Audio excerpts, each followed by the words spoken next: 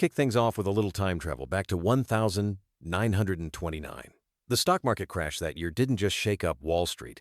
It basically set the tone for how people viewed investing for decades. What stands out to you about how it all unraveled back then? What strikes me is how wild the speculation was leading up to it. People were buying stocks on margin like there was no tomorrow, sometimes with only a fraction of the money actually down. When things started to go south, the panic selling was just unstoppable. It's almost hard to believe the scale of fear that rippled through the country.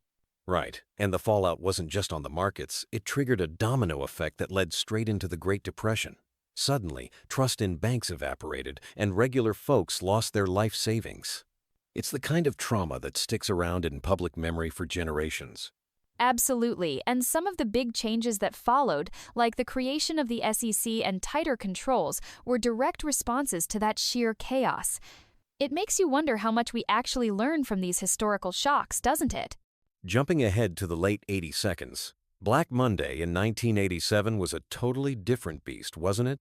This time, technology played a starring role, and things unraveled in a single day, over 20% wiped out.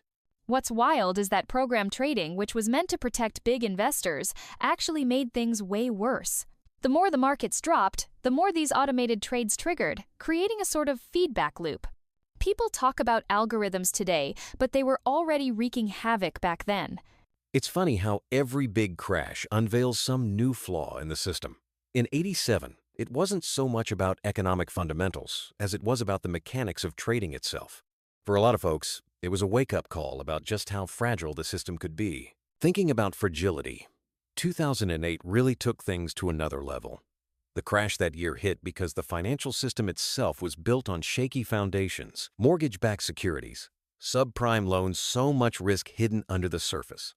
Yeah, and when Lehman Brothers collapsed, it was like knocking down the first domino in a huge line. Suddenly, everyone realized those so-called safe assets were actually ticking time bombs.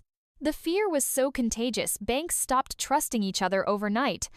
It's kind of amazing how interconnected everything was. A housing market problem in the U.S. triggered financial crises all over the globe. Even now, a lot of the regulations and stress tests banks face are direct reactions to those crazy months.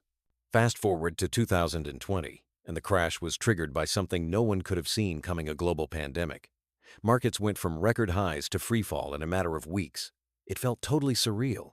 I remember the roller coaster one day. The market would drop like a rock, and the next, there'd be a partial rebound. What's crazy is how quickly governments and central banks jumped in with stimulus this time. It was like they learned from 2008 and tried to flood the system with confidence. The speed of the recovery was almost as shocking as the drop. All those emergency measures, rate cuts, stimulus checks, they really propped things up. Though some folks worry it just papered over deeper cracks. That brings us to now and all the talk about a possible 2025 crash. There's no crystal ball, but people are definitely jittery. Do you think we're headed for another big correction soon? I've been hearing those predictions too, especially with interest rates higher than they've been in years and tech stocks feeling a bit frothy. At the same time, there are still a lot of moving parts, global conflicts, inflation, even AI hype. It's hard to say if a crash will hit, but investors are definitely on edge. All these past crashes show how unpredictable the markets can be.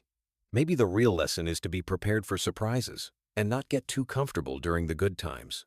Couldn't agree more. Whether a crash comes in 2025 or later, having a plan and staying calm makes all the difference. One thing's for sure, history loves to repeat itself, especially when we least expect it.